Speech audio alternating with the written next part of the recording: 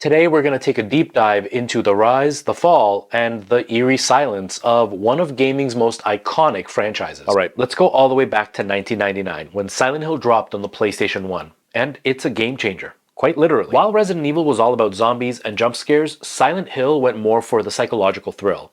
The foggy streets, the creepy radio static, and the monsters, it all felt like it came out of somebody's nightmare. The story of Harry Mason searching for his daughter in this messed up town, it hooked every player. And then that twist at the end, mwah, chef's kiss. And with everybody's expectations high, Silent Hill 2 came out in 2001, and oh man, was this a great follow-up. James Sunderland's story, where he's trying to find his dead wife, is still one of the most emotionally devastating stories in all of gaming. Pyramid Head became an icon. No wonder people still talk about it over 20 years later. But after that masterpiece, things started to change. Silent Hill 3 and 4 got weird. You see, the team behind the original games, Team Silent, was disbanded by Konami, and Konami handed the franchise over to Western developers. Now look, some of these games did have their moments. Silent Hill Shattered Memories, well, that was a cool reimagining, and Downpour, it has its fans, I guess, but the magic, it just wasn't the same.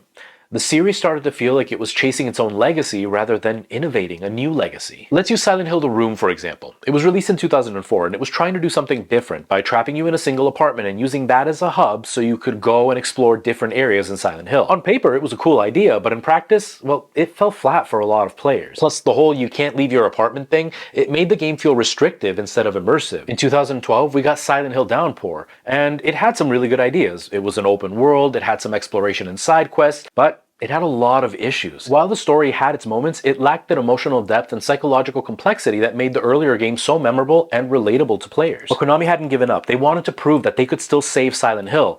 And then they introduced PT. In 2014, Hideo Kojima and Guillermo del Toro had teased that there was going to be a new Silent Hill game with their demo PT. And it was terrifying. Like, I can't finish this game alone terrifying. But then Konami happened. Kojima ended up stepping away from the company, and Konami canceled the project. And that's where things were left for many years. But it wasn't all doom and gloom, because in 2022, Konami broke the silence. Yes, pun intended. And they announced that not just one, but multiple Silent Hill projects were in the works. One of them being a full remake of Silent Hill 2 by Bloober Team. The game is out now, and the remake has been praised for its stunning visuals, updated gameplay, and faithful recreation of the original atmosphere. Now sure, there's been some debate about some of the changes, like the voice acting and tweaks to the combat, but overall it's been a hit with new and old fans alike. And now everybody's excited, because we're waiting to see what happens with Silent Hill Townfall, a new entry by Stories Untold developers No Code, and Silent Hill F, a completely new story set in 1960s Japan. And it feels like Konami is having one of those moments where they open their eyes and said, hey, the people still care about this franchise. Now, people are hopeful. We're excited to see where this new franchise direction is going to take us. And what about you? What's your favorite Silent Hill moment? Let me know in the comments.